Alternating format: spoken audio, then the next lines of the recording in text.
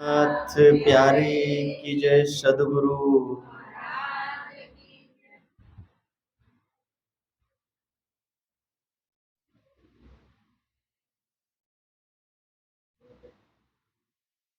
चर्चा प्रारंभ होत है, सुनो साथ चित दे।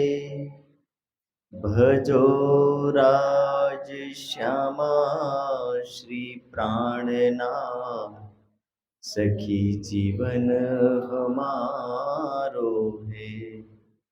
श्री महामती कहे साथ जी, भया चर्चा का बखत। अब तुम सुनियो चित दे, लाल आगे आए बैठे इन तखत। लाल आगे आए बैठे इन तखत। श्री महामती कहे साथ जी, ए श्री देवचंद्र जी की बीतक, आगे खोज करेंगे सो बातें बुजुर्ग, सो बातें बुजुर्ग। કાલના બીતકના પ્રસંગની અંદર त्रिधा लीलाનો प्रसंग और देवचंद्र जी का जन्म और जन्म के साथ एक छोटे से बालक में परब्रह्म को जानने की इच्छा, 3 सवालों के कारण से जिसको ना रात का भान हो ना दिन का भान हो, केवल एक परमात्मा को जानने की लालसा है, उसको पाने की एक अंदर तड़प है। उस तड़प को लेकर के देवचंद्र जी चल पड़ते हैं। त्रिधा लीला के प्रसंग में भी कल आपने कुछ ऐसे प्रसंगों को भी श्रवण किया होगा जो कठिन प्रसंग थे। उन प्रसंगों को फिर से मैं थोड़ा सा रिवीजन करूंगा, तो आप लोग ध्यान के साथ श्रवण करना कि त्रिधा लीला में आखिर कठिनाई कहाँ आती है। सिंपल सी बात है कि सखियां यहां से शरीर छोड़ करके जाती हैं। कितनी सखियां जाती है? कितनी जाती है? कितने हजार जाती है? 12,000 ब्रह्म सृष्टि और 24,000 ईश्वरी सृष्टि। ईश्वरी सृष्टि को दूसरे शब्द में क्या नाम दिया? कुमारी का सखी। क्या बोला? क्योंकि यही समझ में नहीं आता कि कल यदि किसी ने कहा कि कुमारी का किसे कहते और ईश्वरी किसे कहते, तो ये समझ में नहीं आएगा। तब क्या होगा कि भाई हमें तो कुमारी का बताया गया था, ईश्वरी नहीं बताया गया, और उस महाराज ने आकर के ईश्वरी बताया, कुमारी का नहीं बताया। शब्द एक है। अब कुमारी का सखियां 24,000 है और ब्रह्म सृष्टि 12,000 है। कितनी हो गई? 36,000। 36,000 और तन कितने हैं रास में? 12,000 तन है। कितने हैं? एक तन में कितनी सखियां बैठेगी? 3 चंद्रेश भाई बोल रहे 3 बैठेगी। ठीक है। साथ में ब्रह्म सृष्टि का जीव भी है, तो कितने हो गए? 4।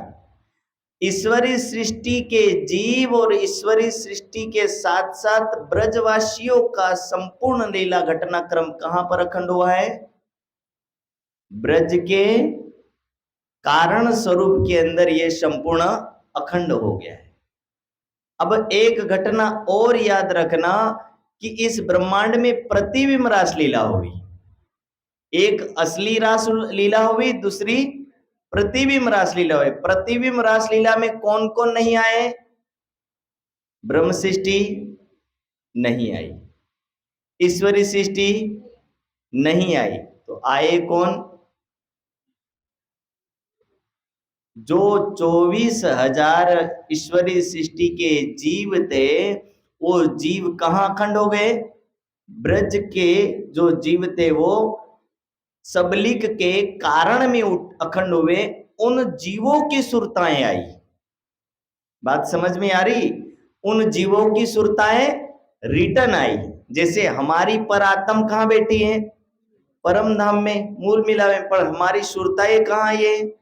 इस ब्रह्मांड में। तो जीव कहां अखंड हो गए? योग माया के ब्रह्मांड में सबलिक में अखंड हो गए। पर उन जीवों की 24,000 सुरताएं वापिस इस दुनिया में आई। उन दुनिया में आने के बाद उनको कैसा शरीर धारण किया? गोपियों का शरीर धारण किया। अब 12,000 की कमी पड़ गई। ये 12,000 की पूर्ति कहां से आएगी? तो सबलिक से नीचे अव्याकृत ब्रह्म है। ये जो लीला सबलिक के कारण में हो रही है, उस लीला का जो प्रतिबिंब कहां पर पड़ा? अव्याकृत के महाकारण में पड़ा। अब उसके महाकारण में पड़ने से क्या हुआ कि वो जो चीज पड़ी, तो इन्होंने किसने देखा? 4 वेदों ने देखा। तो 4 वेदों ने कहा ऐसी प्रेममय लीला हमारे साथ भी होनी चाहिए। जब होनी चाहिए तो उस प्रेममय लीला की मांग की, तो उनको क्या कहा गया कि भाई आप एक काम करो, आप 4 से 12,000 बन जाओ। और 12,000 के रूप में उन्होंने तन धारण किए। तो उनका नाम क्या पड़ा? वेद ऋचाएं। ठीक है, तो 12 वो और 12 24,000 ईश्वरी सृष्टि की जीव की सुरताएं, टोटल कितनी हो गई? 36,000। संख्या वही की वही है, पर ये 36 का टोला अलग है। और वो जो था वो पार हो गया, 12 का अलग गया और 24 का अक्षर के साथ। तो वो तो उधर रुक गया, वो आया नहीं। अब जो आया वो जीवों वाला और वेद ऋचाओं वाला आया है। और उनकी लीला यहाँ पर होती है, जो तकरीबन कहा जाता है कि 6 महीने तक प्रतिबिंब रासलीला हुई। अब हम परमधाम एक बार चले गए थे, याद है ना? एक बार गए, फर्स्ट बार आए, फिर वापिस गए, और वापिस जाने के बाद भी अपनी इच्छाएं पूर्ण हुई। परमधाम में फिर से बिठा करके पूछा राज्य की सखियों कैसा लगा ये ब्रज और रास? तो सखियों ने कहा राज्य महाराज बीमारी तो आई ही नहीं। बोले क्या पूछा? बीमारी तो आई नहीं, ताव बुखार कुछ भी नहीं आया। बोले कैंसर जैसा कुछ आया ही नहीं, ऑपरेशन जैसा कुछ हुआ ही नहीं। तो राज्य ने कहा चिंता ना करो, फिर से भेज देते। और फिर से कौन से ब्रह्मांड में भेजा? तीसरे जागरी ब्रह्मांड में भेजा। और उस जागनी ब्रह्मांड के अंदर अब जो खेल दिखाई जा रहा, उसमें ना जाने कितने प्रकार के खेल हो रहे। ब्रज में केवल इतना था कि दूध निकालो, गायों को संभालो, वहां तक सीमित था। यहाँ सब कुछ अलग है, कमा के भी लाना पड़ेगा, खिलाना भी पड़ेगा। जहां पुरुष कमाते थे, यहाँ पर नारी को भी पुरुष का रोल निभाना पड़ेगा। तो ये जागनी ब्रह्मांड की लीला इस तरह की है। और उनमें से जो सिरदार सखी है, कौन है? श्यामा महारानी। ये श्यामा महारानी खोजती खोजती कहां पर पहुंची? कच्छ देश के अंदर। कह रहे अब कहो कच्छ देश की, कि कच्छ देश के अंदर क्या हुआ? तो कच्छ देश के अंदर जब ये पधारे तो वहां पहला एक मंदिर मिला। तो कह रहे लगे खोज करने बैठे दिहुरे जाए। एक मंदिर पर जा करके बैठे और वहां जा करके देखा तो एक मंदिर था। उस मंदिर में क्या पधराया था? मूर्ति थी। उस मूर्ति को जैसे ही देखा तो इनके मन में थोड़ी सी हिचकिचाहट हुई कि मैं कच्छ में तो भी पूजा कर चुका हूं, वहां तो कुछ मिला नहीं, यहां कैसे मिलेगा? इसलिए कह रहे तहां मन माने नहीं, रहा ना आवे नजर, कि वहां उनकी मन की इच्छा पूर्ण नहीं हो सकती थी, ऐसा देवचंद्र जी को लगने लगा और इस वजह से देवचंद्र जी यहां से आगे बढ़ते हैं और आए खोजे सन्यासी। सन्यासी कौन होता है? सन्यासी वो व्यक्ति होता है जो सम्यक पूर्वक संसार के मोह जाल को छोड़ करके सदा परमात्मा के लिए अपने जीवन को लगा दे, उसका नाम क्या है? सन्यासी। जो कभी लौट के ना आता हो। आज के समय के जो सन्यासियों को कहा जाता वो सन्यासी तो है ही नहीं, क्योंकि सन्यास का मतलब ही होता है सम्यक पूर्वक, यानी अच्छी तरह से जान समझ करके परख करके संसार को बिल्कुल छोड़ देना, उसका नाम क्या है? सन्यास। अभी सन्यास भगवे वस्त्रधारी का मतलब ही हो जाता है कि जो व्यक्ति भगवा वस्त्रधारी होता है वो या तो आश्रमों के मुंह में फंसेगा या शिष्यों के मुंह में फंसेगा। लेकिन पहले का सन्यासी ऐसा था कि यदि रास्ते से निकल जाए, जो मिला जैसा मिला, खाना मिला तो वाह, नहीं मिला तो वाह, ऐसी दशा में रहने वाले को सन्यासी कहते थे, जिनकी सारी तृष्णाएं समाप्त हो जाती। आप देखना कभी भी सन्यास के वस्त्र और अग्नि का रंग समान अवस्था में होता है। जब आप अग्नि चूल्हे पर जलाओ तो 3 प्रकार की अग्नि दिखाई देती, एक पीली, एक हरी थोड़ी केसरिया कलर की है और एक काले कलर की। तीनों प्रकार की अग्नि का रूप अलग अलग है। हल्की पीली का मतलब क्या है कि जो लकड़ी के साथ लगी हुई, ठीक है, उस लकड़ी से लगी हुई जो अग्नि जल रही है वो हल्की पीली दिखाई दे रही, पर उससे ऊपर वाला जब उठ जा रहा है तो बिल्कुल कैसा? केसरिया कलर, भगवा जैसा दिखता है। और उससे ऊपर की लकड़ी की, अरे धुएं की दशा कैसी होती? बिल्कुल काला कलर की होती है। तो कहने का तात्पर्य क्या है कि जो थोड़ा सा संसार से लगा रहता है उसका नाम क्या पड़ता है? वानप्रस्थी। इसलिए कभी भी देखना वानप्रस्थियों के वस्त्र पीले होते हैं, सन्यासियों के वस्त्र भगवे होते हैं। कहने का तात्पर्य कि ये बिल्कुल संसार से, मोह से बिल्कुल विमुक्त हो गए हैं और काला यानी जितने भी इस दुनिया के मोह और तृष्णाएं उनको उन्होंने क्या कर दिया? भस्म कर दिया, यानी उसको समाप्त कर दिया।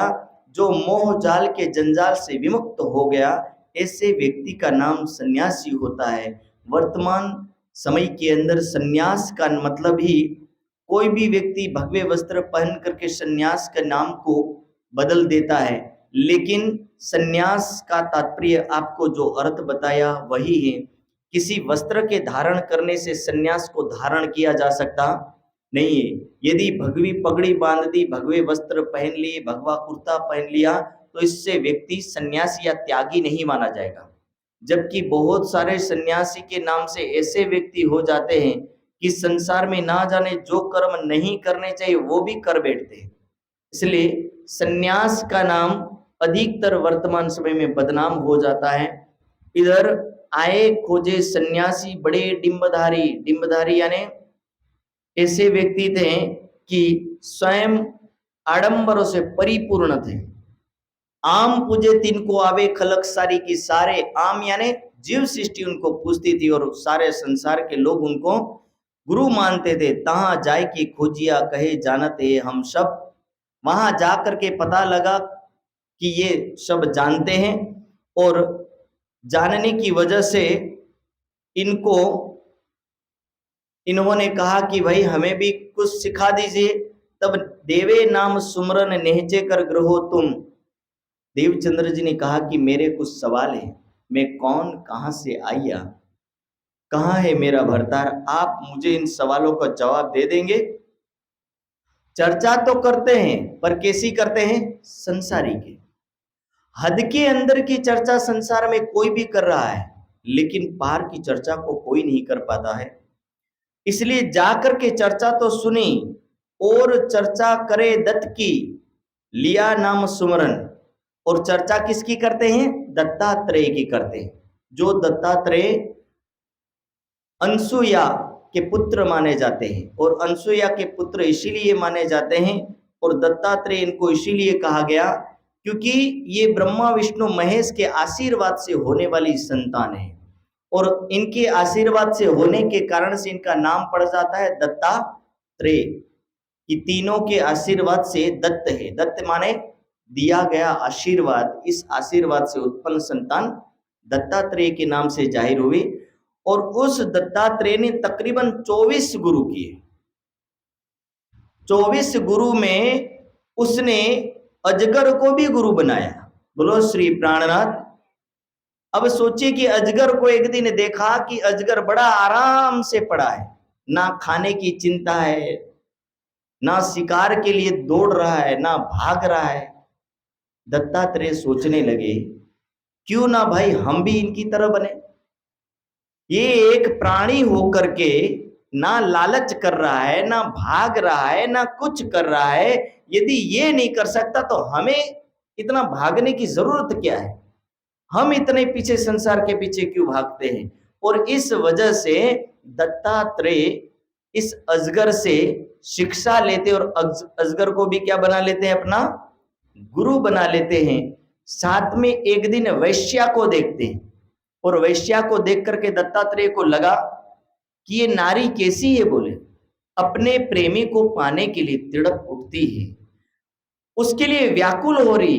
काश यदि मैं अपने परमात्मा को पाने के लिए व्याकुल होता, मुझे भी इतनी चाहत होती, तो शायद जैसे ये तड़प रही और इस तड़प के कारण अपने प्रेमी को मिल पाएगी, इसी तरह मेरी तड़प होगी तो शायद मैं भी परमात्मा को मिल पाऊंगा। इसलिए गणिका को भी इसने क्या बनाया? गुरु बनाया। बगुला को गुरु बना लेता है। बगुला को गुरु इसलिए बनाता है क्योंकि बगुला बड़ा एकाग्र चित्त होकर के मछली को पकड़ने का प्रयास करता है। इसलिए उससे वो क्या शिक्षा लेता है?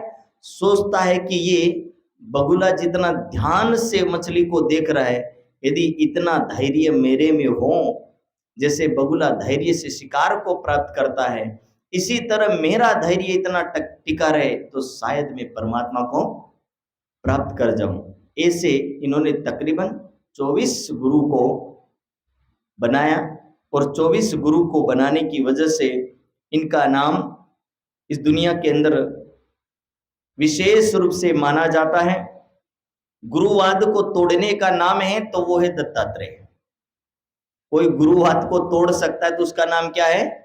दत्तात्रेय। जैसे लोग कहते हैं ना कि भाई एक गुरु करने के बाद दूसरा गुरु करना यानी नरक में जाना, तो इसीलिए दत्तात्रेय यही समाज को शिक्षा देते हैं कि दुनिया के अंदर यदि आध्यात्मिक ज्ञान लेने के लिए कितने भी गुरु किए जाने चाहिए, उससे कोई फर्क पड़ता नहीं। केवल आपकी आत्मा का जो प्राणेश्वर है, परमात्मा है, वो नहीं बदलना चाहिए। गुरु बदलने से आपके जीवन में कोई प्रभाव आने वाला नहीं है। गुरु कितने भी हो सकते, उससे कोई फर्क नहीं पड़ता। लेकिन आप अपनी आत्मा को परमात्मा के अलावा यदि किसी और के साथ लगा रहे हो तो उस दिन फर्क पड़ेगा कि आपने अपनी आत्मा को किसी और को सौंप दिया। लेकिन आत्मा परमात्मा के साथ है, आप आत्मा से परमात्मा का चिंतन कर रहे हैं। यदि गुरु 10 हुए, गुरु 20 हुए, तो इससे कोई गुरु का आपके ऊपर कोई प्रभाव पड़ने वाला नहीं है। और इसीलिए कई बार तो व्यक्ति चिंता में डूब जाता है कि मैं उस गुरु को छोड़ दूंगा तो उस गुरु का श्राप लग जाएगा और मेरा जीवन बर्बाद हो जाएगा। गुरु देव ये सारे के सारे लोग हमारे जीवन में केवल आशीर्वाद देने के लिए आते हैं। इन लोगों का कर्तव्य केवल श्रेष्ठ मार्ग पर ले जाना है, किसी को बर्बाद करने का उद्देश्य इनका नहीं होता है। और जो केवल ये सोचता है कि इनको बर्बाद करना है तो वो गुरु नहीं। गुरु श्रेष्ठता को प्राप्त करने वाले पुरुष को कहते हैं कि जो हमें श्रेष्ठ मार्ग पर ले जाए उसका नाम गुरु है। इसलिए आप 10 को छोड़ो, 15 को छोड़ो, 20 को छोड़ो, उससे कोई फर्क नहीं पड़ता। इन सभी गुरुओं का महागुरु वो परमात्मा है। इसलिए दर्शन कहता है स एष पूर्वेशाम एव गुरु काले न अवच्छेदा, कि सारी दुनिया का कोई गुरु है तो वो केवल एक परमात्मा है जो काल मृत्यु से परे है, इन सब से हट करके हैं। और उस गुरु को बनाने के बाद दुनिया के सारे गुरु को आप ज्ञान ले सकते हो, किसी से घृणा करने की कोई जरूरत नहीं है। इधर तो शिष्य और गुरु का ऐसा संबंध होता है कि गुरु ही शिष्य को दूसरे से ज्ञान लेने के लिए रोक देता है। अब सोचिए कि जिन विचारों को आत्मा का ज्ञान मिला ही नहीं होगा, जिनको सही मार्गदर्शन मिला ही नहीं होगा, वो उसी में भटक जाएगा। श्यामा महारानी हम सुंदर साथ को यही सिखाना चाहती है। देवचंद्र जी क्या कहते हैं? जिन खोजा तिन पाइया गहरे पानी पेट, मैं बपूरा बुढ़ंदरा रहा किनारे पेट। कबीर साहब कह रहे कि यदि जिसने गहरी समाधियों में जाकर के खोजा, जिसने पूरे संसार में एक आत्मा के पति को खोजा, वही व्यक्ति ही अपने श्रेष्ठ कल्याण को कर सकता है, अपनी आत्मा को परमात्मा से मिला सकता है। बाकी जिसने खोजा ही नहीं, डरता ही रहा, जो आगे बढ़ा ही नहीं, मैं इसको कैसे छोड़ सकता हूं, मैं इसको नहीं छोड़ सकता हूं, और उसके दुष्परिणाम की चिंता करता रहा, ऐसा व्यक्ति कभी भी इस दुनिया के अंदर बोले आगे नहीं बढ़ सकता। चिंतन कीजिए, भगवान श्री राम वशिष्ठ के पास से विश्वामित्र के पास जाते हैं। विश्वामित्र से ज्ञान लेने के फिर बाद पता नहीं कितने ऋषियों के पास जाते हैं। यदि एक ही गुरु को पकड़ करके रखते तो शायद रामायण में विश्वामित्र का उल्लेख नहीं आता। एक ही गुरु को पकड़ते होते तो जितने ऋषियों की कुटियाओं का वर्णन किया है, इतने ऋषियों का वर्णन नहीं आता। पर भगवान श्री राम कह रहे कि एक नहीं अनेक गुरु किए जा सकते हैं आत्म कल्याण के लिए, शारीरिक कल्याण के लिए। इससे कोई फर्क नहीं पड़ता है कि आपका आत्म कल्याण रुक जाने वाला है। गुरु केवल वही होना चाहिए जो निस्वार्थी हो, आपको शिष्य माने पर आपको अपने अनुसार ना चलाने वाला होना चाहिए, जो आपको किसी बंधन में ना डाल दे। यदि गुरु ही बंधन में डाल देगा तो गुरु के बंधन से छूटे बिना व्यक्ति पार कैसे होगा? एक ही बंधन में पड़ना चाहिए जिसको सदगुरु कहते हैं, और सदगुरु के बंधन में पड़ने के बाद दूसरे के बंधन में पड़ने की जरूरत पड़ती नहीं है।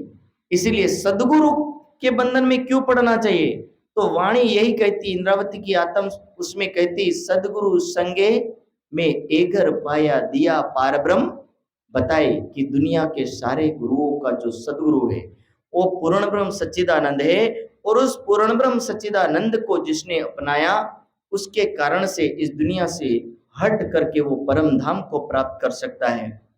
ये वाणी उसी संदेश को देती है, और बितक साहब वही हमें कहना चाहते हैं, खोजत खोजत सदगुरु पाइए संग। सदगुरु संग करता है कि सत्य की खोज के लिए यदि किसी व्यक्ति को छोड़ना पड़े तो छोड़ दीजिए। शास्त्र में क्या कहते जानते हो? यदि एक व्यक्ति के छोड़ देने से घर का बचाव हो सकता है, घर की सुरक्षा हो सकती है, तो एक व्यक्ति को छोड़ दीजिए। एक फलिए के बचाव के लिए एक घर को छोड़ना पड़े तो बोले उस घर को छोड़ दीजिए, उससे फलिया तो बच जाएगा। और एक गांव को बचाने के लिए यदि फलिए को छोड़ना पड़े तो पूरा फलिया छोड़ दीजिए, और पूरे जिले को बचाने के लिए एक गांव को छोड़ना पड़े तो वो गांव छोड़ दीजिए। और अगले शब्द में कह रहे हैं कि एक राज्य को छोड़ करके बाकी पूरे देश को बचाया जा सकता है तो उस राज्य को छोड़ दीजिए। एंड में कह रहे कि यदि एक परमात्मा के लिए सारी सृष्टि को छोड़ना पड़े तो सारी सृष्टि को छोड़ दीजिए। बोलो श्री प्राणनाथ। ये नीति का वचन है, और नीति के वचन में यही कहना चाहते कि आत्मा का कल्याण कैसे किया जा सकता है।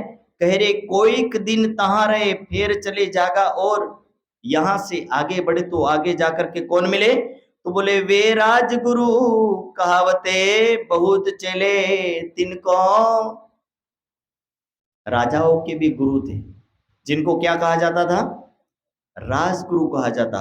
और राजगुरु कहलाने वाले लोगों तक पहुंचे तो बोले सारी प्रजा इनके पीछे भाग रही थी। इधर देवचंद्र जी गए और वहां कुछ दिन रहे, वहां भी उनका मन नहीं लगा। फिर वैरागी कापड़ी में रहे कोई दिन।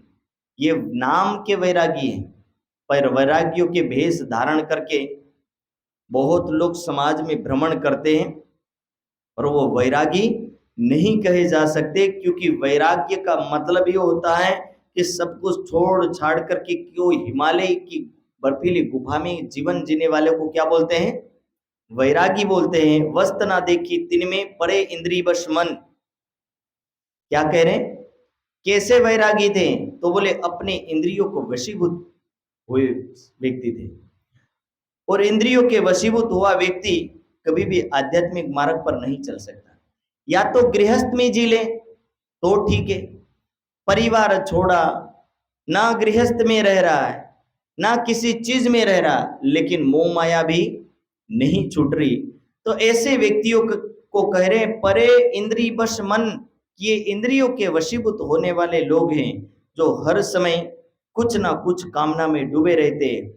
फिर यहां से चले महजद में मुल्ला करी सोहबत, और यहां से चल करके कहाँ जाए? मस्जिद में मुल्ला से मुलाकात करते हैं, और मौलवी से मुलाकात करने के बाद कहते कि क्या आपने खुदा को जाना है? क्या आप खुदा को पहचानते हो? तब कह रहे कि खुदा तो निराकार है, उसको आप कहीं भी प्राप्त कर सकते हैं। बेचुन बेसगुन बेसबी बेनमुन, ये शब्द प्रयोग करने लगे कि खुदा कैसा है? तो बोले बेसबी है, यानी उसकी कोई सूरत नहीं, उसका दुनिया में कोई नमूना नहीं है, ठीक है। और बेचुन, जिसको चुना नहीं जा सकता, ऐसा वो परमात्मा है बोले। तब देवचंद्र जी के मन में सवाल खड़ा हुआ, जब जिसको देखा ही नहीं जा सकता हो, जिसको समझा ही नहीं जा सकता हो, तो उसको दर्शन कैसे किया जाएगा? क्योंकि देवचंद्र जी तो उससे पहले दर्शन कर चुके थे, उससे पहले सिपाही के भेष में राज्य से मिल चुके थे, इसलिए उनकी बात किसी भी तरह सत्य मान सकते नहीं थे। यदि नहीं मिले होते तो मान भी लेते, लेकिन जो निराकार है उसको किस आकार में देखेंगे? मन में ध्यान करने के लिए आंखें बंद करे तो क्या सोचेगा? निराकार के लिए कोई देखा जाता नहीं है, ना उसको देख सकते ना उसको सुन सकते, उसका नाम क्या है? निराकार है। यानी कि जिसका कोई शरीर नहीं है वो निराकारी है, और उस निराकार परमात्मा को कैसे देखेंगे? तहां कछु ना पावी कोई दिन रहे तीत, और ब्राह्मण भेष कई और भेष ठोर। और इस तरह ब्राह्मणों के पास गए, सभी के पास गए, पर कुछ नहीं प्राप्त किया। इधर धीरे धीरे खोजते खोजते कहाँ पहुंच जाते हैं? फिर भोजनगर आए। ये है सत्य की खोज। एक परमधाम की आत्मा, वो परमधाम की आत्मा जब अपने घर से चली और वहां से इस दुनिया में ना जाने किसके किसके पास जाते हैं, और हर किसी के पास उस परम धाम का ज्ञान नहीं है। ये निश्चित है कि ब्रह्मवाणी से आने से पहले इस दुनिया के अंदर हद का ज्ञान अवश्य था।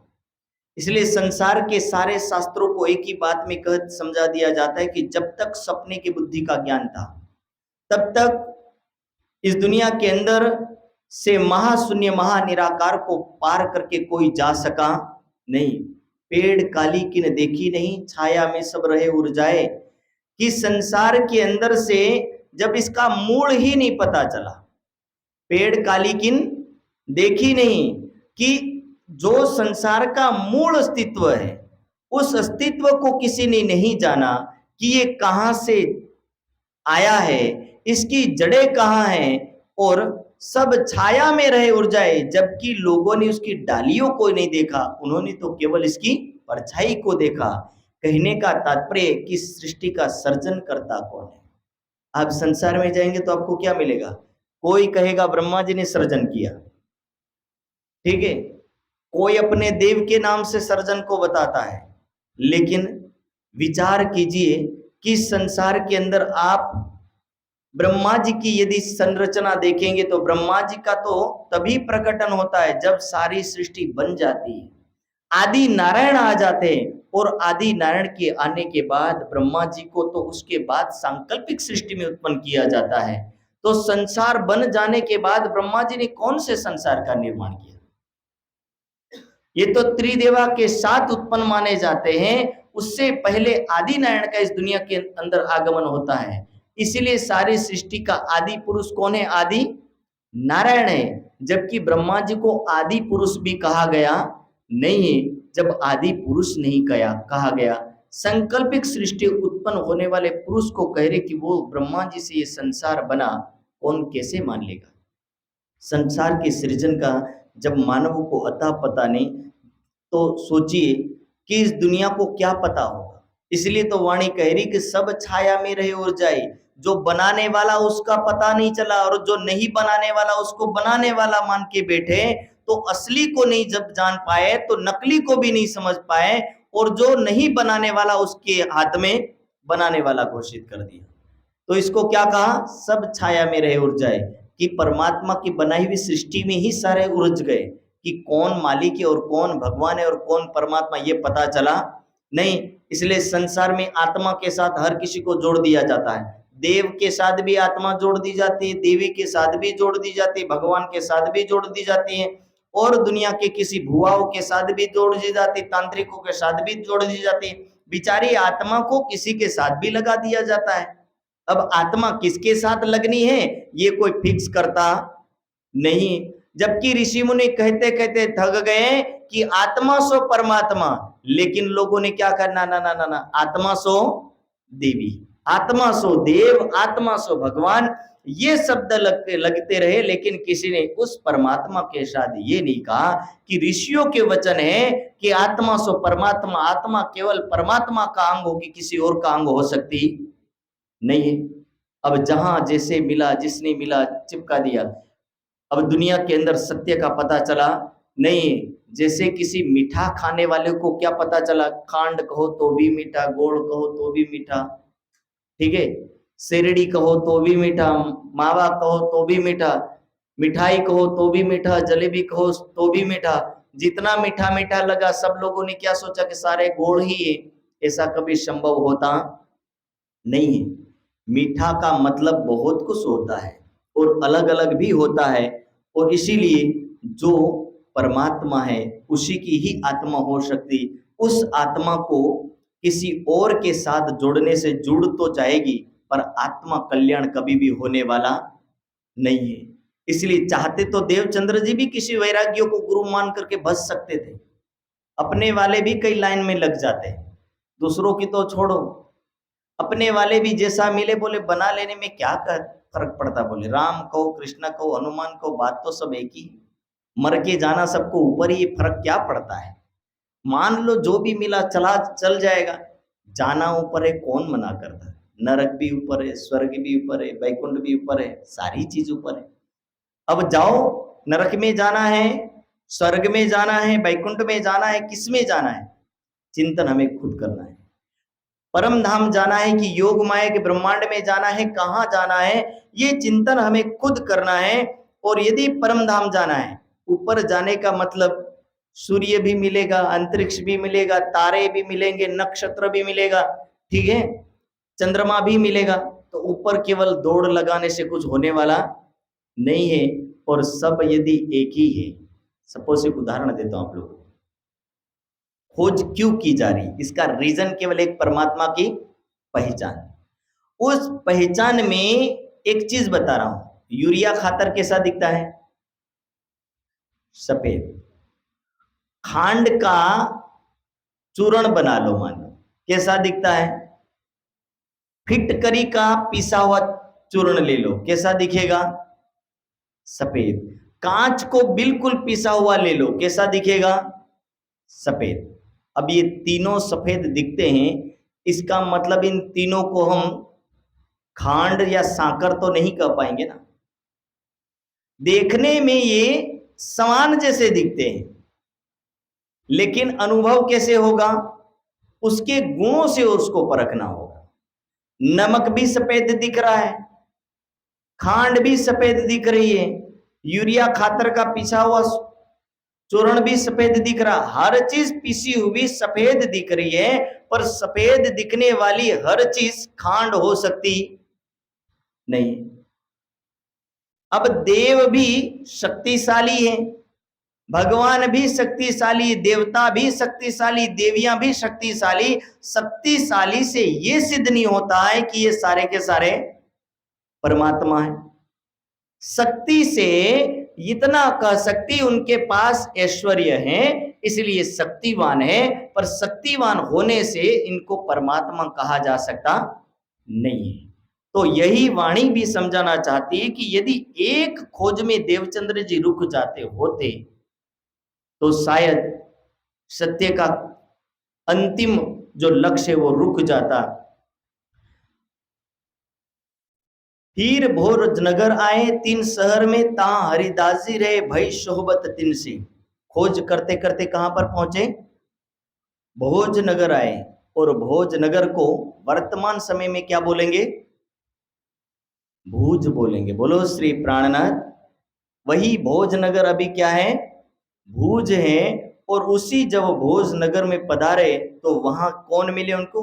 हरिदास जी, जो इनके कुलगुरु भी माने जाते थे। और हरिदास जी का बड़ा फेमस नाम था। राधा वल्लभी मार्ग में हरिदास जी श्रेष्ठ गुरु माने जाते थे। आज भी हरिदास जी को याद कई लोग करते हैं। और वही हरिदास जी के यहाँ ये राधा वल्लभी मार्ग के थे, बड़े सेवा भावी व्यक्ति थे। हरिदास जी के अंदर सेवा करने का गुण कुट कुट के भरा हुआ था। इसीलिए सेवद कारज आत्म, सेवा करते थे, पर किस लिए करते थे? आत्मा के लिए। सेवा बांके बिहारी की करे सखी भाव धर्म, और बांके बिहारी की सेवा सखी भावना से करते थे।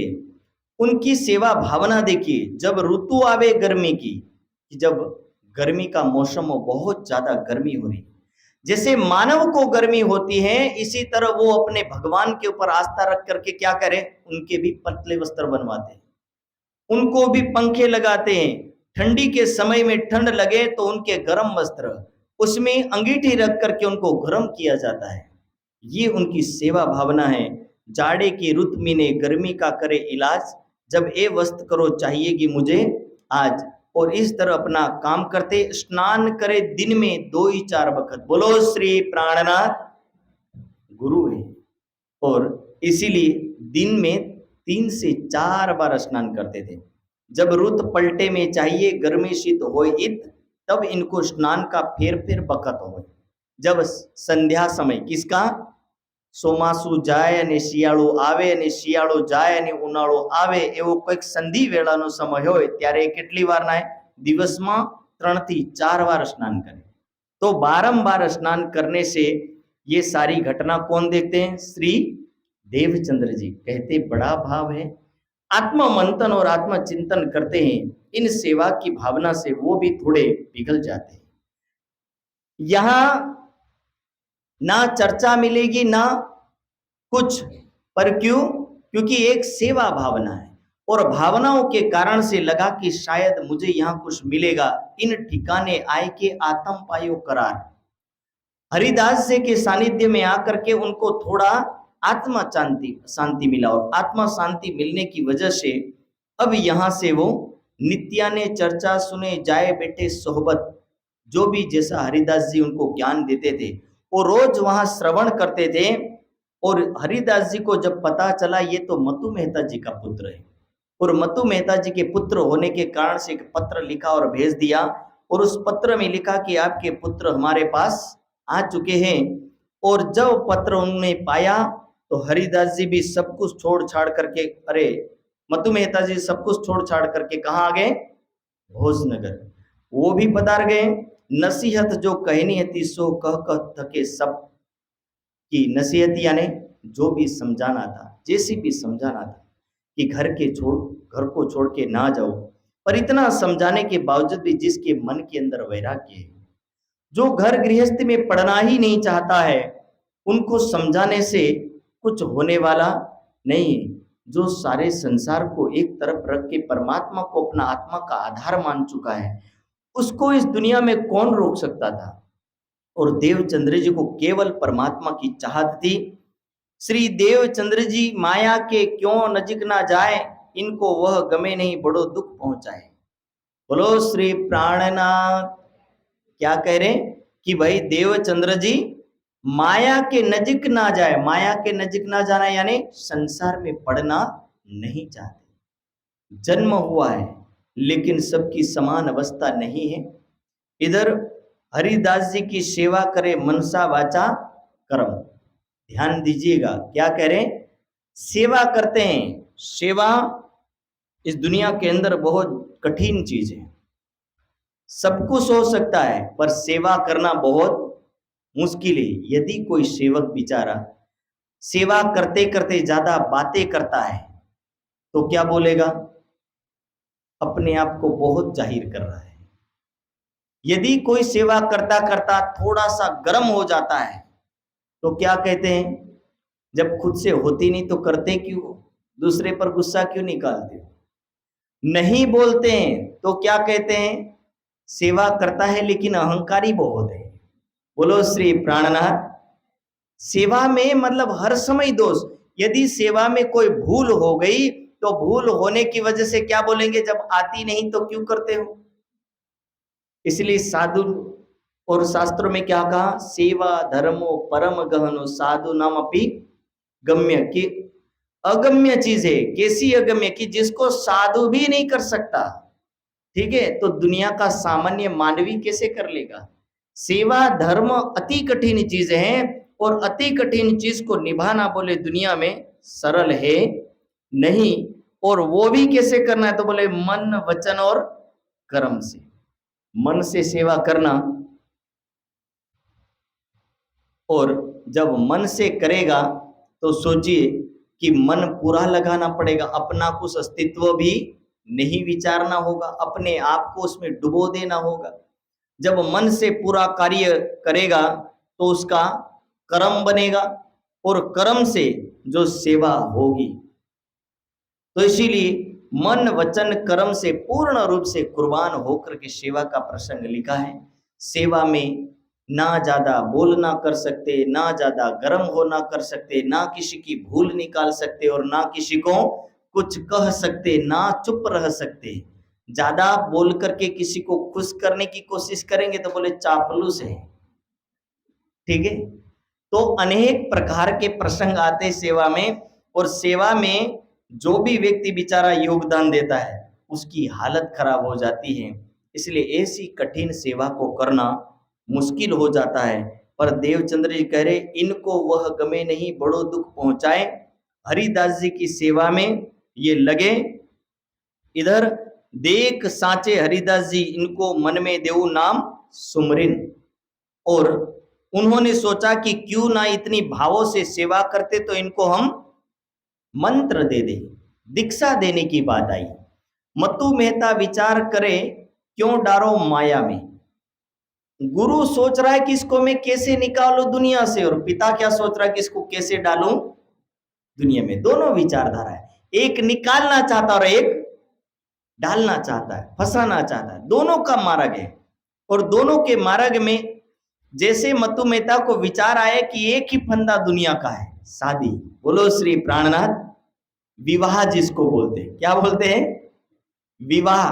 और एक ठोर सगाई करके ब्याह को धरायो दिन लगा दिया फंदा। और विवाह का मीनिंग ही होता है, अर्थ क्या होता है? विशेष पूर्वक। वाह माने वहन करना, भार ढोना।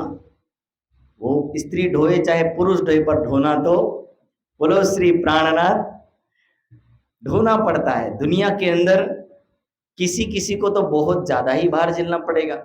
इसलिए शास्त्र में जो शब्द निर्माण किया, मुझे लगता है कि सोच समझ करके निर्माण किया होगा। शादी तो बाद का प्रसंग है, पर संस्कृत का शब्द करे विवाह, यानी विशेष प्रकार का भार।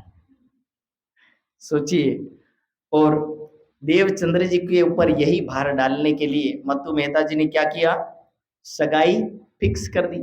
और फिक्स की सगाई वही दिन था उत्तम। राधा वल्लभी मार्ग के अंदर चौघड़िया देखा जाता है, टाइम देखा जाता है, शुभ दिन देखे जाते हैं। शुभ दिनों को देख करके देखा कि इसी दिन हमें नाम सुमरन देना है, और पिता ने उसी शुभ दिन इन्होंने क्या किया? शादी का मुहूर्त निकाल दिया। और शादी और नाम सुमरन दोनों एक ही दिन फिक्स किए। इधर क्या हुआ कि मार्ग राधा वल्लभी में लेने नाम सुमरन भद्र भेष होते ही श्री देवचंद्र जी विचार किया मन की राधा वल्लभी मार्ग संप्रदाय के अंदर क्या होता है कि बिना सिर मुड़वाए पुरुषों को मंत्र दीक्षा दी जाती नहीं है, और इधर शादी के दिन यदि मुंडन करवाए तो उसकी दशा बैठ जाएगी। व्यक्ति कहां कहां योगदान देगा।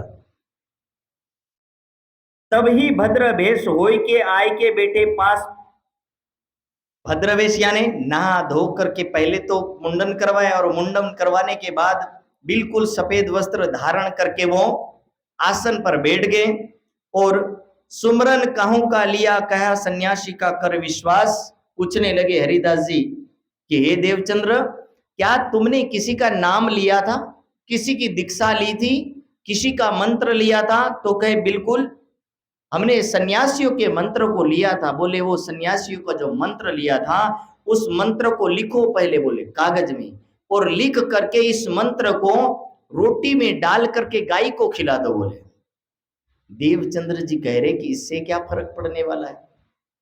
गाय के मुख में यदि चिट्ठी लिख करके डाल भी दी गई तो उससे कोई फर्क पड़ने वाला नहीं। क्या कह रहे हैं? जो नाम ओ जोरावर त्यो क्यों कर निकसे सोए। हे गुरुदेव, यदि वही नाम ताकतवर होगा, वही शक्तिशाली होगा तो वो बिल्कुल नहीं निकलेगा, और यदि ये शक्तिशाली होगा तो उसको निकाल देगा। अब सोचिए कि कौन सा नाम रखें। तो बोले इसके कहने से, रोटी में डालने से गाय के मुख में रोटी जाएगी, इसका मतलब कि वो मंत्र रोटी में के द्वारा गाय के मुख में जाने वाला नहीं और मेरे से निकलने वाला नहीं। यदि आपका मंत्र ताकतवर है तो बिल्कुल वो निकल जाएगा, और यदि आपका कमजोर होगा तो वो अवश्य रहेगा। इधर सारी प्रक्रिया हुई, और उस प्रक्रिया होने के बाद मंत्र की जो बात कही, वो मंत्र देने के लिए उनको तैयार हुए। इधर मंत्र की परंपरा में यदि हमारी संस्कृति में देखो तो बेचारे कान में जाके फूंक आते हैं। बोलो श्री प्राणनाथ। लोग क्या करते हैं कि कान में मंत्र को फूंकते, इसीलिए फूंकते कि ताकि किसी और को सुनाई ना दे। क्यों? बोले मंत्र को सुन लेगा पाप लग जाएगा। अब सोचिए कि यदि एक मंत्र को देने से यदि पाप लग जाता होता है तो चिंतन करिए कि जो मंत्र देने वाला है उसको कितना पाप लगेगा, क्योंकि उसने तो कईयों को सुनाया होगा। कई बार व्यक्ति दूसरों को मंत्र बोलता भी नहीं है, सुनाता भी नहीं है, बोले उसको बोल देने से पाप लगता है, इसलिए लोग मन में रटते हैं। जबकि इस दुनिया के अंदर कहा जाता है कि जितना जोर से परमात्मा का नाम लिया जाता है उस नाम से व्यक्ति के हृदय में पवित्रता आती है। चिंतन कीजिए कि यदि भगवान शिव हिमालय में तप करके मां पार्वती को अमर कथा सुनाते हैं, और उस अमर कथा से, उस ज्ञान से प्रभावित होकर के जो पोपट का बच्चा है वो दूसरे जन्म को प्राप्त होता है और उसका नाम पड़ता है सुखदेव मुनि। यदि एक अमर कथा के शब्दों से सुखदेव मुनि का पोपट का जन्म छूट जाता है, यदि नहीं बोलते तो पोपट का पोपट रहता, सुखदेव बनते नहीं, और भागवत लिखी जाती नहीं, और कोई भागवत को पढ़ नहीं पाता। लेकिन एक मंत्र जाप से या एक बातों से, उस ज्ञान को श्रवण करने से सुखदेव मुनि को एक जन्म से मुक्ति मिलती हो, तो आप सोचिए कि परमात्मा के नाम को लेने से क्या हमें नुकसान होगा? कोई नुकसान नहीं होगा, फायदा ही फायदा होगा। यदि साबुन कहे कि मुझे वस्त्रों से डर लगता है, सोचिए कि साबुन कहे मुझे वस्त्रों से डर लगता है, मुझे वहां मत घिसिए, तो क्या वस्त्रों का मेल निकलेगा? कदापि नहीं निकलेगा। मंत्र साबुन के समान है। वो दुनिया के अंदर जो मानवों के हृदय में पड़ा मेल है, वो गंदगी है, उस गंदगी को निकालने का जरिया है, तरीका है। और उसी मंत्र को तुम धीरे धीरे सुना रहे हो, जहां जिस मंत्र को पूरी सृष्टि में सुनाना चाहिए। यदि पाप लगता होता तो मुसलमान भाई बांग इतनी तेज से नहीं बोलते। वेद के पाठ करने वाले वेद पाठी जो लोग होते हैं उस मंत्रों को इतनी जोर से बोलते हैं कि सब लोग उसको श्रवण कर सके। और सारी दुनिया के अंदर मंत्र का जोर शोर से बोलने का विधान है। पर कुछ लोगों की मानसिकता में ऐसा हो जाता है कि मंत्र को कान में ही बोलना चाहिए, और यदि मंत्र कान में बोला जाए, पता नहीं जब बोला जाता है उसमें बोला गया या नहीं गया वो भी पता चलता नहीं है। इसलिए ये जो मंत्र की परंपरा है वो किसी के बंधन में बांधने या चुपचाप देने की कोई जरूरत नहीं है। उस मंत्र को आप पवित्र भावनाओं से उच्चारण कर सकते हो। और मंत्र क्या दिया? भज मन श्री वृंदावन कुंज बिहारी नित विलास। क्या मंत्र दिया? भज मन श्री वृंदावन। किसको भज? के जो वृंदावन में लीला कर रहा है। ठीक है, एक कर चुका है और दूसरा कर रहा है। कहां कर रहा है? योग माया के ब्रह्मांड में। कुंज बिहारी नित्य विलास, जो कुंज वन के अंदर जो विहार कर रहा है उस पुरुष का तुम स्मरण करो। यानी कि सबलिक ब्रह्म के अंदर जो वास कर रहा उसका यहां पर स्मरण करने के लिए कहा गया, परम धाम वासी को नहीं। ये राखो तुम दिल में सुमरो कर विश्वास और सखी भाव होए भजियो उपदेश करके। कैसे भजना है? आत्मा के मार्ग से, भक्त और भगवान की तरह नहीं। नारियल चढ़ाया भक्ति पूरी होगी ना। नारियल चढ़ाने वालों की तादाद तो दुनिया में बहुत है। दुनिया में कितने भक्त मिलेंगे? 3 प्रकार के भक्त मिलेंगे। एक भक्त वो है जो मंदिर तक जाता है, घंटी बजाया, नारियल फोड़ा और चल देता है। ठीक है, तो ये भक्त कैसे हैं? ये रजोगुणी टाइप के भक्त हैं, जाते अवश्य पर कुछ करते नहीं। दूसरे नंबर के भक्त कैसे हैं? कि गए, थोड़ी देर कान पकड़ा और जो भी भूले की कहते भगवान माफ करना, कल के दिन जो भी हुआ अगला हम सोचेंगे क्या भूल करनी, उसको भी माफ करते रहना। ये दूसरे नंबर के थोड़ी देर आंखें बंद करते। और तीसरे नंबर के कैसे हैं? जो आत्मा के भावों में डूब करके परमात्मा के चिंतन में डूब जाते। ये तीसरे नंबर के। तो सखी भाव होए भजियो, ये सखी भावना में केवल आत्मा कल्याण के लिए आंखें बंद करके चिंतन करने वाली भक्ति है। विदा दी तीन घर को देखा महतु मेहता अतेह, यहां से विदाई लेकर के बड़े खुश हुए। आज मेरी बोले परमात्मा से शादी हो गई, आज मैं दुनिया से मुक्त हो गया। पर किसी को ये नहीं पता था कि वो तो फंदा पड़ा पड़ा पर उल्टा दूसरा भी पड़ने वाला। घर आए देखा भाई बैंड बाजे सब चल रहे, प्रजा इकट्ठी है, सब कुछ घर में खुशहाली है। देवचंद्र जी की दशा देखो तो बिल्कुल वैरागी फकीर साधु बनकर के घर पर पधारे। थोड़ी देर तो मतु मेहता भी आश्चर्यचकित हुए कि ये कौन आ गया बोले। और जब ध्यान पूर्वक देखा तो ध्यान पूर्वक देखने के बाद पता चला ये तो मेरा पुत्र है और देवचंद्र जी है। क्या कह रहे हैं? एक केसो काम कियो है चाहिए सिंगारेश ठोर। कहने लगे देवचंद्र ये तुमने क्या कर दिया बोले। रोई पिट दुख पाई के खीज डराए कहे सुकन। विचार कीजिए कि मुंडन कब करवाया जाता है? किसी का मरण हो गया, किसी का पिंडदान करना हो, श्राद्ध करना हो, व्यक्ति तब मुंडन करवाता है। मतु मेहता कह रहे कि अभी मेरे श्राद्ध करने की कंडीशन आई, अभी मेरे नाम से पिंडदान देने की जरूरत है नहीं, तो किस लिए मुंडन करवाया बोले। आज तो श्रृंगार की जरूरत है और आज तो बिल्कुल बोले इस कंडीशन में है। और इधर मतु मेहता गर्म हुए और बोले क्या करे, मैं ब्याह करने था जिनसो किया है 300। क्या कह रहे कि मैंने जिससे शादी करनी थी उससे कर ली, अब मुझे किसी और से शादी करनी नहीं है। मैं तो तुमको बर दिया पर मेरे काम नहीं इनमें। बोले मैंने आपको मना किया था पर आप माने, और ऐसे में ब्याह हुआ खटपट 3 होए। बोलो श्री प्राणनाथ। जबरदस्ती गले में जब लटका दिया जाए तो सोचो कंडीशन क्या होनी। जैसे जिस बड़द ने हल नहीं चलाया और अचानक बिठा दिया जाए तो उसके साथ हल के साथ जोड़ दिया जाए तो उसकी दशा क्या होगी, चलता चलता बैठ जाएगा। तो इसीलिए क्या कह रहे, खटपट नीत हो।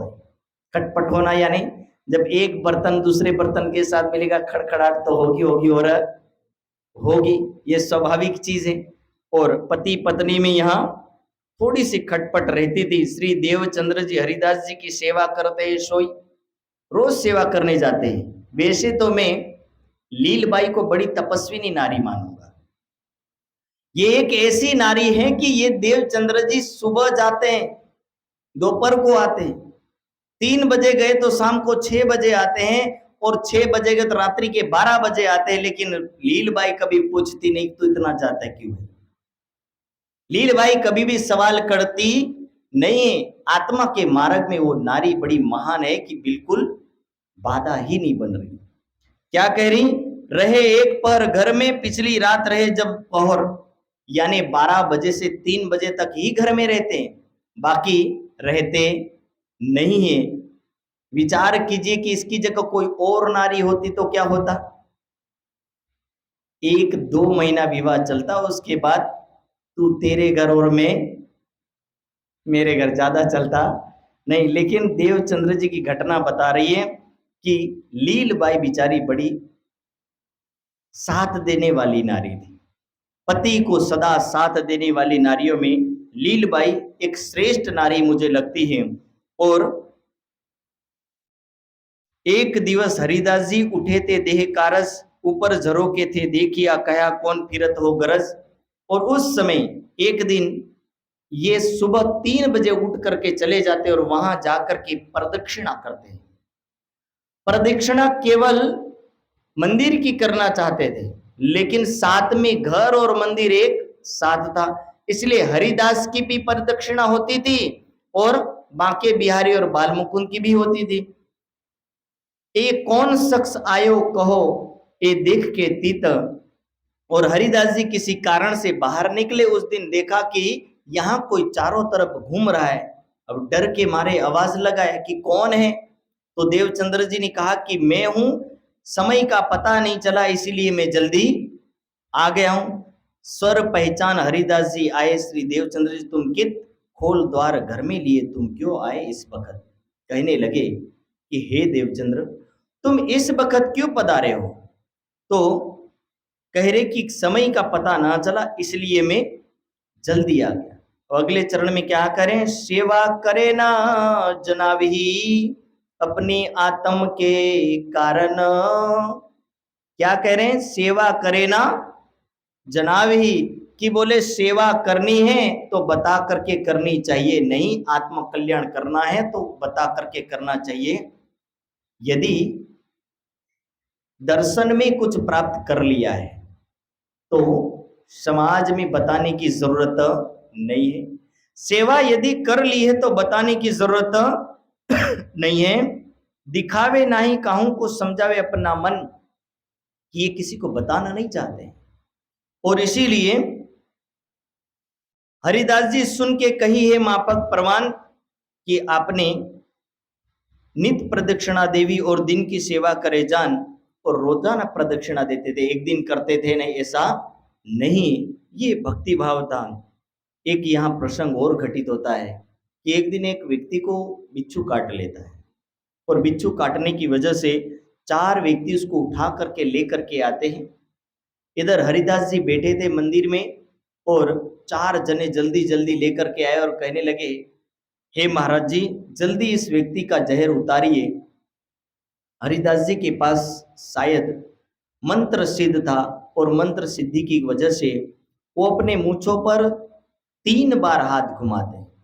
पहली बार घुमाया, दूसरी बार घुमाया, तीसरी बार घुमाया, और धीरे धीरे तीसरी बार फेरते जोर ना लगे तब, और तीसरी बार घुमाने के कारण से उस व्यक्ति का जहर उतर गया। और इस जहर के उतरने के बाद देवचंद्र जी को कह रहे कि हे देवचंद्र जी आप इस मंत्र को ले लीजिए। देवचंद्र जी क्या करे कि हे गुरुदेव आपने जिस मंत्र को मुझे दिया है, ये मंत्र एक बिच्छू के काटने से दर्द होने वाला मंत्र नहीं, जैसे मृत्यु का मंत्र है वो करोड़ों बिच्छू के काटने के बाद जो दर्द होता है वो मृत्यु का दर्द है। और ऐसी मृत्यु के दर्द को छोड़ करके जाने वाला आपने जो मुझे मंत्र दिया है, इस मंत्र के बाद मुझे नहीं लगता कि केवल एक बिच्छू को काटने वाले मंत्र को मुझे लेना चाहिए। हरिदास जी की, देवचंद्र जी की बातों को सुन करके, ज्ञानमयी बातों को सुन करके प्रसन्नचित्त हो जाते हैं। फिर एक दिन ऐसा प्रसंग आता है, फिर से पकड़े जाते हैं घूमते हुए। तब समझ गए कि कहीं ना कहीं कुछ गड़बड़ है, इनको समय नहीं, ये स्वयं रोज चले आते हैं। तब सोचा हरिदास जी ने, क्यों ना इनको मैं एक मूर्ति दे ही देता हूं। मंदिर में 2 मूर्ति हैं, तो सोचा कि बाल मुकुंद की मूर्ति दे देता हूं। और उस समय बाल मुकुंद की मूर्ति उनको देने का वादा करते हैं। और इधर सुबह जब प्रसाद ना लियो घर में भयो वितित दिन, कि सुबह रात्रि में वादा किया और सुबह जब पता चला कि मंदिर में आकर के देखा तो वो बाल मुकुंद की मूर्ति तो बिल्कुल गायब थी। और मूर्ति ना मिलने की वजह से प्रसाद ना लियो घर में, कि किसी ने अन्न को ग्रहण किया, सारे लोग खोजते रहे। चोर तो मूर्ति ले नहीं जा सकता, क्योंकि उसको क्या जरूरत पड़ेगी, भक्ति तो करेगा नहीं चोर, तो क्यों ले जाएगा, सोने की होगा तब ले जाए, बात अलग है, बेच खाएगा, लेकिन ये सोने की थी नहीं, इसलिए ना चोर ले जा सकता है। घर में ढूंढा, रूमों में ढूंढा, कहीं मिला नहीं। देवचंद्र जी आए, और देवचंद्र जी जब आए तो कहने लगे कि गुरुदेव मूर्ति तो दिख नहीं रही। हरिदास जी कहने लगे कि भाई पूरी कोशिश की, लेकिन रात्रि में तो मूर्ति यहीं थी, सुबह उठ के देखा तो कहीं गायब है। यहाँ हरिदास जी बैठे रहे, दुख पाया अति मन। हरिदास जी बड़े दुखी हो गए और कहने लगे कि शायद मेरे में कोई भूल होगी, इसलिए मूर्ति चली होगी। फिर देवचंद्र जी चिंतन करने लगे, कहने लगे कि शायद मेरे में कोई कमी होगी जो मेरे घर मूर्ति आना चाहती नहीं है। यूं करते मध्य रात भाई व्यतीत, जब कि मध्य रात यानी रात्रि ना 12 वाग्यानी आसपास हरिदास जी ने आंखों लागी ने, आंखों में जैसे ही उनकी आंखें बंद हुई, और आंखें बंद करने के बाद उनको एक पुरुष का दर्शन होता है। और पुरुष कौन थे, स्वयं बाल मुकुंद थे। बाल मुकुंद दर्शन दिए, और दर्शन देने के बाद साक्षात दियो दर्शन, अहो प्रभु जी कहाँ गए थे हम ढूंढत कल पे। हरिदास जी कहने लगे कि हे प्रभु, आपको मैं पूरे दिन से ढूंढ रहा हूं, आप कहाँ गए थे। क्या कहते, कया हम तो उत ही बैठे थे, तुम क्यों ना दियो दीदार। कहने लगे हम तो वहीं बैठे थे, कहीं गए नहीं थे। फिर कह रहे कि आपने यदि वहीं बैठे थे तो दीदार क्यों नहीं दिया, दर्शन क्यों नहीं दिया। कहीं तुम मुझको पधरावते थे श्री देवचंद्र जी के द्वार। क्या कहने लगे कि आप मुझे कहीं पधराना चाहते थे, देवचंद्र जी के घर पधराना चाहते थे, इसीलिए मैं आपको दिखा नहीं। मूर्ति वही थी, केवल अदृश्य दिखाई दे रहे थे, मूर्ति को कोई उठा के ले गया नहीं था। हरिदास जी को अदृश्य प्रतिभास हो रहा था। और इसीलिए अब देवचंद्र जी को क्या कह रहे, सो तुमको इन स्वरूप की भय नहीं पहचान। कह रहे कि हे हरिदास जी, आप जिससे झाड़ू पोछा करवाते हो, आप जिससे अपने घर का कार्य करवाते हो, आप जिससे अपने घर की सेवा करवाते हो, ये कोई सामान्य पुरुष नहीं है। तुमको इन स्वरूप की भय नहीं पहचान, के हे हरिदास जी आपको इसके स्वरूप की भी पहचान हुई नहीं है। ये कोई सामान्य पुरुष नहीं, ये तो मेरे आराध्य है और राधा रानी है। क्योंकि बाल मुकुंद बांके बिहारी को जानते हैं, और बांके बिहारी के साथ में कौन है, राधा रानी। पर बाल मुकुंद को ये नहीं पता कि इसी बांके बिहारी के अंदर अक्षरातीत की आवेश शक्ति ने आकर के लीला की थी, इसी राधा रानी के अंदर परम धाम की श्यामा महारानी ने आकर के लीला की थी।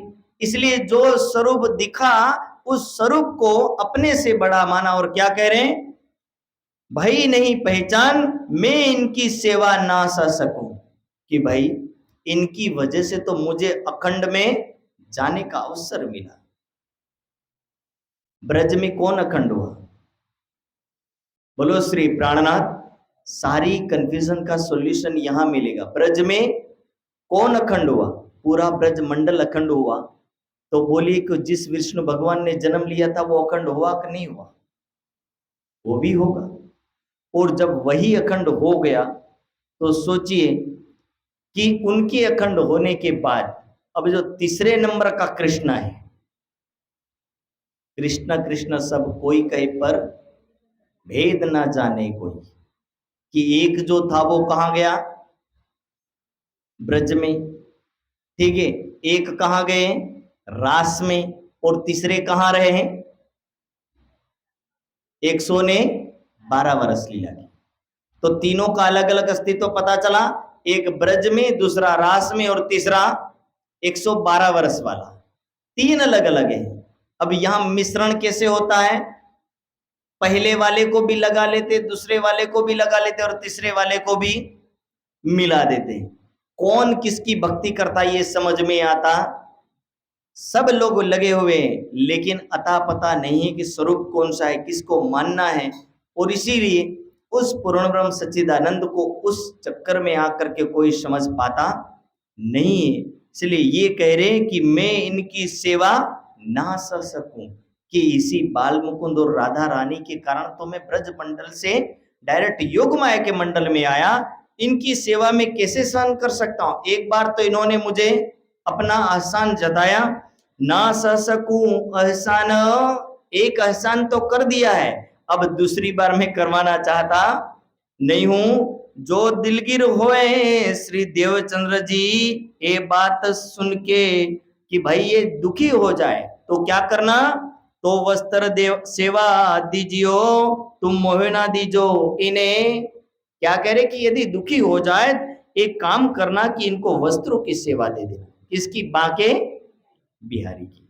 अब प्रभु जी तुम कहाँ हो? कहीं में बैठो वहीं ठोर। कहने लगे कि मैं वहीं बैठा हूं, कहीं गया, आंखें खोली तो वहीं पर मिले हरिदास जी। इस खुशी को बताने के लिए हरिदास जी घर से चले देव कवर श्री देवचंद्र जी को। हरिदास जी दौड़ उतावले, शिष्य नमाया चरण। बोलो श्री प्राणनाथ।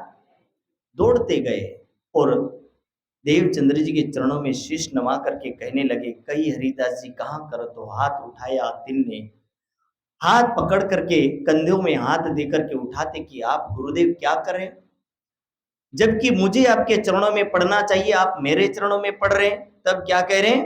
कहा, ए श्री देवचंद्र जी, कहीं तुम्हारे स्वरूप की पहचान नहीं हम, कि हमें प्रभु जी ने बताया कि आपके स्वरूप की पहचान हमें अभी हुई नहीं। आज दिन लग हम सेवते, कमु दरस नाही साक्षात, कि इतने वर्षों व्यतीत तो हो गए, इन वर्षों में बोले मुझे कभी दर्शन हुआ नहीं, पर ये पहली बार बोले आपकी कृपा, इस कृपा से मुझे दर्शन हुआ।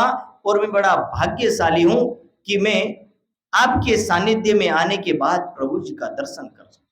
मेरी भक्ति यहां फलीभूत हुई, सो तुम्हारे स्वरूप की पहचान कर दी, कि आपके स्वरूप की उन्होंने मुझे पहचान करके बताया।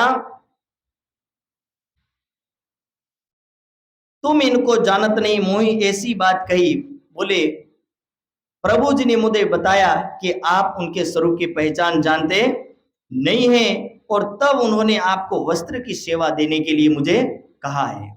और उस समय वस्त्र में क्या दिया जाता है?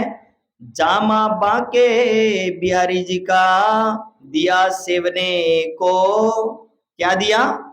जामा बांके बिहारी जी का सेवा करने के लिए दिया गया। श्री देवचंद्र जी सिर चढ़ाए के लाए अपने घर में, और देवचंद्र जी उनको बड़े सम्मान के साथ सिर पे रख के लाते, और सिर पे चढ़ा करके घर में लाए। बासन से सिंहासन तहां पधराए वस्त्र, एक आसन बनाया। आसन बनाने के बाद सिंहासन पर उन वस्त्रों को पधराया गया। बड़े भावों के साथ लगे सेवा करने, तिनकी आप अपने अंग से बड़े भावों के साथ सेवा कर रहे हैं। विचार कीजिए कि हमें उस पूर्ण ब्रह्म सच्चिदानंद का ये ज्ञान स्वरूप मिला है, और ज्ञान स्वरूप की हमें सेवा करनी है। और उस परमात्मा के स्वरूप को उस ज्ञान के माध्यम से जानना है। हमारा सौभाग्य है कि हम मूर्तिवाद से, इन सभी चीजों से परे उठ चुके हैं। जहां दुनिया मूर्तिवाद में पड़ी है, जहां लोगों को केवल फोटो से लगाव है और सारी दुनिया उसमें फंसी है, पर हमें एक अवसर मिला है कि उस परब्रह्म के स्वरूप का चिंतन करके उसमें डूबने का अवसर प्राप्त हुआ। स्वयं अपने हाथों से सेवा करते हैं। चौका पानी रसोई दे पछाड़े इनमें, पुरुष होने के बावजूद भी, चौका यानी लिपन कार्य करना, पानी भर करके लाते, रसोई करते, सब कुछ करते हैं। बाकी किसी भी घर में चले जाओ, पुरुष पानी भर के लाएगा, लिपन कार्य करेगा। यदि किसी की स्त्री बीमार हो, किसी की स्त्री नहीं हो, या किसी की स्त्री का कुछ कारणवश किसी के यहाँ मेहमान जाना हुआ, उस समय भूलवश कोई ला दे तो अलग बात है, बाकी कोई पुरुष लाता नहीं है। पर क्या करें कि चौका पानी रसोई दे पछाड़े इनमें, जल भर ल्यावे सिर पर, स्वयं कुएं से पानी भर करके लाते हैं। जो कहूं की परछाई पड़े तिन पर, तो फेर ल्यावे और जल। यदि भूल से किसी की परछाई पड़ जाए तो उस जल को फेंक करके दूसरा जल लेकर के आते हैं। सेवा करे यूं कर, ये हमें प्रसंग बताना चाहता है कि आत्मा कल्याण के लिए पुरुष और स्त्री दोनों अवस्था से ऊपर उठने की जरूरत है। स्त्री सेवा करें, इससे पुरुष को कोई फायदा नहीं है, और पुरुष सेवा करे, इससे स्त्री से कोई फायदा नहीं है। दोनों को आत्मा कल्याण करना है। सोचिए, क्या माताएं ही परम धाम जाने वाले, पुरुष जाने वाले नहीं है? जाना परम धाम सबको है, पर सेवा कौन करेगा? माता बहनें करेगी। किसी घर में पुरुष करते तो बहनें नहीं करती, किसी घर में बहनें कर दे दो, पुरुष नहीं करते। पर दुनिया को जब छोड़ करके जाने का अवसर होगा तो उस समय दोनों को ही जाना होगा। पर जो सेवा भाव से, अपनी भावना से भक्ति करेगा, जाने का अवसर तो उसी को ही मिलेगा। इसलिए स्त्री पुरुष से भक्ति नहीं की जाती, इन दोनों अवस्था से उठ करके भक्ति करना होगा। जो स्त्री के भाव में रहेगा, जो पुरुष के भाव में रहेगा, वो इन भावों से पार नहीं होगा, तब तक भक्ति नहीं कर सकता। इसलिए दोनों भावों से उठ करके आत्मा में ना कोई स्त्री, ना कोई पुरुष, ना कोई काला, ना कोई गोरा, ना ऊंचा ना नीचा, भेदभाव, गरीब अमीरी, सारे भेदभाव खत्म हो जाते हैं। इन सभी भेदभावों से हट करके केवल आत्मा स्वरूप में स्थित होकर के भक्ति करने की जरूरत है। ये बीतक इस माध्यम से हमें यही सिखाना चाहती है कि ये भाव जिस दिन हमारे अंदर आ गया, उसी दिन हमारी भक्ति फलीभूत होगी। चावल मूंग घी खांड कर जुदा श्री रास के काज, अपना खाने का भोजन अलग है, भोजन और प्रसाद के लिए रखी हुई वस्तु वो अलग कर दी। अपने वास्ते उतरती जुदा बनावे साज, और अपने लिए कुछ और आत्मा भाव के लिए कुछ और। जब इन भांत सेवा करे लगे लीलबाई को लोग कहने, बोलो श्री प्राणनाथ। समाज है, ताना ना मारे ऐसा तो हो सकता नहीं। समाज की एक सबसे बड़ी खासियत, एक उदाहरण देता हूं, शायद आपने सुना भी होगा कि बाप बेटे एक गधे को लेकर के जा रहे थे। सुना है ना? जब गधा खाली लेकर के जा रहे थे तो लोगों ने क्या बोला? बोले कितने मूर्ख आदमी है, बोले गधा खाली जा रहा है और दोनों चलते हुए जा रहे। तो दोनों ने सोचा कि हम बैठ ले थोड़ा, तो दोनों बैठ गए। आगे जाकर के लोगों ने क्या बोला? बड़े निर्दयी हैं, बोले दया नाम की चीज ही नहीं इन लोगों को। दोनों गधे पर बैठ गए, गधे की हालत क्या हो रही होगी। तो उसमें से बाप कहने लगा, बच्चा तू बैठ जा, मैं चलता हूं। बाप चलने लगा और बेटा बैठा, तो लोग आगे जाकर के फिर से ताने मारने लगे कि इस बेटे को कुछ बुद्धि ही नहीं। बोले बाप नीचे चल रहा और खुद ऊपर बैठ रहा जवान होकर के। बेटा कहने लगा, पापा आप बैठ जाओ और हम चल लेते हैं। जब बेटा नीचे चलने लगा, बाप बैठ करके जाने लगा, फिर लोगों का यही देखिए, बोले अपने स्वार्थ के लिए बेटे को नीचे चलाता और खुद ऊपर बैठा है। सबके ताने सुनते सुनते इन्होंने सोचा कि गधे को ही उठा लेते हैं, और दोनों ने गधे को उल्टा किया और बल्ली में उठा करके वड़ी ले आए और उसे उल्टा करके ले गए। ये समाज ऐसा है, आप कभी कुछ करोगे तो बोले देखिए ये ऐसा करता है, नहीं करोगे तो बोले करता नहीं है। अब करे तो करे क्या, इसी का नाम दुनिया है, इसी का नाम समाज है। यही ताने हर जगह मिलेंगे, चाहे ये लीलबाई एक पात्र है, पर हमें जो यहां दर्शाना चाहती वाणी अभी तक ये कहना चाहती कि दुनिया में आप कुछ भी करने जाओ, भक्ति करो चाहे ना करो, भक्ति करोगे तो बोले बड़ा भगत होकर के घूमता है तिलक लगा करके, नहीं करता है तो बोले बड़ा नास्तिक है। तो कहां जाए? आधे लोग तो इसी वजह से आत्महत्या कर जाते हैं, बोले ताने सुन सुन के थके, अब जीने का कोई मतलब नहीं। पर इन तानों में जो जी लेता है वही जिंदगी जी लेता, बाकी जी सकता।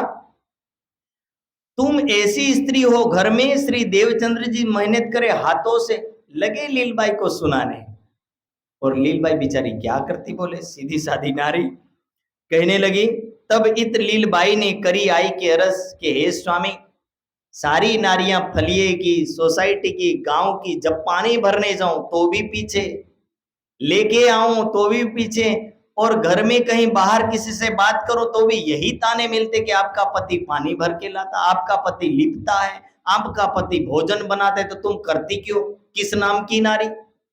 ऐसे ताने बोले हमें पड़ रहे हैं, इसलिए हम चाहते कि आप ये सेवा हमें दे दीजिए। पर लीलबाई के इस बात पर क्या कहते हैं, कह रहे हैं या और टहल करते दुखाया तो को नहीं पहचाना, तब सेवा धर्म कहाँ रहे हो, ना होए मेरे समान। बोलो श्री प्राणनाथ। क्या कह रहे हैं कि हे लीलबाई, आपकी भावना श्रेष्ठ है, समाज आपको ताने मारते हैं, मैं उससे लिए सहमत हूं, पर मैं ये कहता हूं कि यदि सेवा करते करते आपका दिल दुखी हो गया तो ये सेवा धर्म कहां रहे। मैं जिस भावना से करता हूं हो सकता कि आपकी इच्छा ना हो। अब घर में कंडीशन कैसी है, पिता जा रहा है तो बच्चे को क्या बोलेगा, बेटा आज आप राज्य की आरती कर देना, मंदिर में सेवा पूजा कर देना। अब जो भावना पिता की हो सकता कि बेटे की ना हो, और यदि जो भावना माता की हो सकता कि बेटी की ना हो, बहू की ना हो। तो क्या कह रहे हैं कि इन सभी समाज वालों के लिए जो फर्ज बंदगी समझे, सास के जाने के बाद बहू सोचती कि आरती उतारनी ही पड़ेगी, ठीक है, पिता के जाने के बाद बेटे को ऐसा लगता आरती उतारनी पड़ेगी। उन सब के लिए कह रहे कि यदि सेवा करना ही है तो खुद कर लो, पर दूसरे से कहने की जरूरत सिखाओ अवश्य, उसके अंदर भावना भरने की कोशिश करो, पर किसी के मन में दुख हो तो जबरदस्ती उससे सेवा करवानी चाहिए नहीं। देव नहीं तिस वास्ते मैं करो अपने अंग, कह रहे यदि मैं देना होता तो दे देता, लेकिन आपके मन में और मेरे मन में जो भावना है इनमें दोनों में अंतर है, ऐसे कह के वो मना कर देते हैं। और यहां पर एक दिन दर्शन होता है, ध्यान में रोज बैठते हैं चितवनी के अंदर, चितवनी में बैठने के कारण से एक दिन उनको दर्शन होता है, और दर्शन में ये सीधे ब्रज मंडल में पहुंच जाते हैं। और ब्रज मंडल में किस भावना से जाते हैं, सखी भावना से, राधा के रूप में सखी भावना से, क्योंकि सूचना क्या मिली थी, आप राधा रानी हो। देवचंद्र जी ने राधा रानी कहा तो उन्होंने क्या माना कि हम राधा रानी हैं, इसलिए राधा के रूप में पहुंचे ब्रज मंडल में, जहां जसोदा जी बैठी थी ऊपर माची के एक झूले पर, यशोदा मैया बैठी है। यशोदा मैया और साथ में गोपियां दूध उबाल रही हैं। देवचंद्र जी वहां पहुंचे, और पहुंचने के बाद क्या कह रहे हैं कि कृष्ण जी कहाँ हैं ये पूछते हैं। तो क्या उत्तर मिलता है कि हे कहा श्री कृष्ण जी मैं करो दर्शन। तो यशोदा मैया कह रही कही गए वन में खेलने गया है उत मेरा मन। मुझे ऐसा लगता है कि कृष्णा वन में ग्वाल बालों के साथ गैयों के साथ वृंदावन चले गए हैं। तो कहे कि हम ही उत जाते हैं कि हमें उधर जाना है, तो करे एक काम करो मिठाई का डिब्बा लेते जाओ। और मिठाई थैली में भर करके दी। इधर देवचंद्र जी राधा के रूप में लेकर के चलने लगे और जहां सारे बाल ग्वाल और कृष्ण लीला कर रहे थे वहां पहुंचे। जाकर के देखा तो सब खेल कर रहे हैं। उतने में राधा ने जाकर के पूछा, श्री देवचंद्र जी ने जाकर के पूछा कि कृष्ण जी कहाँ गए। तो सब ग्वाल बाल मजाक में क्या बोले, कहने लगे कि हम सब कृष्ण हैं। कहाँ कौन श्री कृष्ण, तुम कहो खेले टोले टोले लड़के। बोले सारे के सारे कृष्ण। कृष्ण जी नाम बहुतन का, कहाँ बेटा नंद जी का जय। क्या बोला, नंद जी का बेटा। तो क्या कहने लगे, नंद के बेटे कृष्ण जी यहाँ बहुत रहता। नंद के भी बेटे यहाँ कृष्ण जी बहुत है। तुम कौन से कृष्ण को कहना चाहती है। तो कहे यशोदा का बेटा इत, यशोदा का बेटा कृष्ण जी। और तब वहीं कृष्ण जी बैठे थे, केवल मजाक कर रहे थे।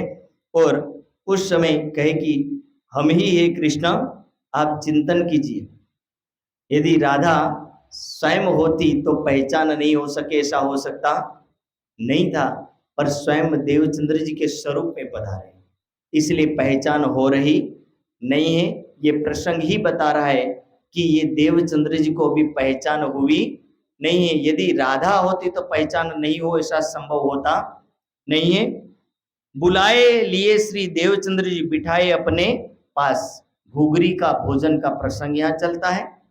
घुघरी उससे बोलते हैं जो गेहूं का रात्रि में गेहूं को भिगो दिया जाता है। सुबह गेहूं बिल्कुल लूज हो जाते पानी से, और उस गेहूं को फिर से सुबह दूध में पकाया जाता है। और जब ये पक के इतने मुलायम हो जाते हैं कि इसको खाने में बड़ा आनंद आता है, तो उसको क्या बोलते हैं, घुघरी बोलते हैं। तो वही कर रहे थे ये। छेड़े दो छटके लई रुमाल, पानी निकालने 300। दो बंदे रुमाल को पकड़ करके बीच में गेहूं को रख करके उसका पानी निकालते हैं। और उसके बाद पूरा पानी निकलने के बाद कढ़ाइयों में और तपीलों में डाल करके उसको पकाते हैं दूध के साथ, तब जाकर के पक करके रेडी होता है। तो उसको क्या बोलते हैं, घुघरी बोलते हैं। तो कहा श्री कृष्ण जी ये बांट देओ हमको 2 बांटे के, कि घुघरी के साथ हमें मिठाई का भी 2 भाग देना और घुघरी का भी 2 भाग देना। और इसी तरह यहां पर जैसे ही देवचंद्र जी खाने की कोशिश करते हैं, इधर दुनिया का हाथ उठता है और ध्यान भंग होता है। तो ये प्रसंग यहाँ श्री देवचंद्र जी के विषय में है। और यही प्रसंग हम सुंदर साथ को यही सिखाता है कि हम सुंदर साथ अपने आसन को सिद्ध करें। स्थिर सुखम आसनम, कि आसन कैसा हो, तो बोले स्थिर हो, जहां स्थिरता प्राप्त हो, दोनों घुटने जमीन से लगे हो और दोनों हाथ घुटनों पर हो और शांति पूर्वक बैठे हो। उस अवस्था में बैठ करके ध्यान करना है। और यहाँ ध्यान की महिमा का वर्णन है कि एक देवचंद्र जी जो निजानंद संप्रदाय के अंदर, इस संप्रदाय की शुरुआत ही ध्यान से हो रही है, जबकि पूजा पाठ तो बाद में शुरू हुई। ध्यान साधना का मार्ग निजानंद संप्रदाय में श्री देवचंद्र जी ही बता रहे हैं कि कैसे हमें साधना के मार्ग से गुजरना है। ज्ञान होने का मतलब ये नहीं कर्म करना छोड़ दो। कई बार व्यक्ति ज्ञान मिलता है तो सारा कर्म करना ही छोड़ देता है। ज्ञान व्यक्ति को केवल जागृत करता है और इस ज्ञान के माध्यम से व्यक्ति को चलने की जरूरत है।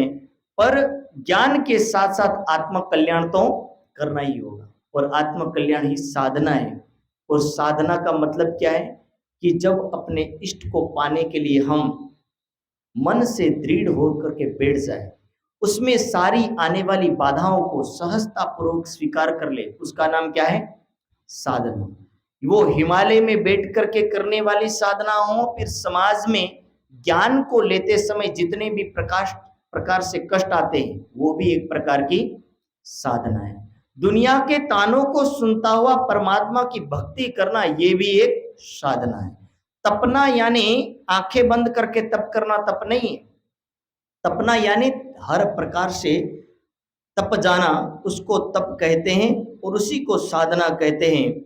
और इसी तरह देवचंद्र जी इस भोज नगर के अंदर रहते हैं खासे समय तक। अब आत्म कल्याण के ज्ञान के लिए यहां से कहां चले जाते हैं? हलार देश में। और ये हलार देश का प्रसंग कल के दिन लेंगे। आज यही प्रसंग पूरा करते हैं, क्योंकि समय सीमा यहीं पूर्ण होती। बोलो श्री प्राणनाथ प्यारे की जय। चौपाई दोहराएंगे। श्री महामती कहे सात जी, महामती कहे साथ जी, ए इत के कहे बयान, ये इसके कहे बयान। श्री देवचंद्र जी के स्वरूप की श्री देवचंद्र जी के स्वरूप की नेक कहो पहचान। एक कहो पहचान।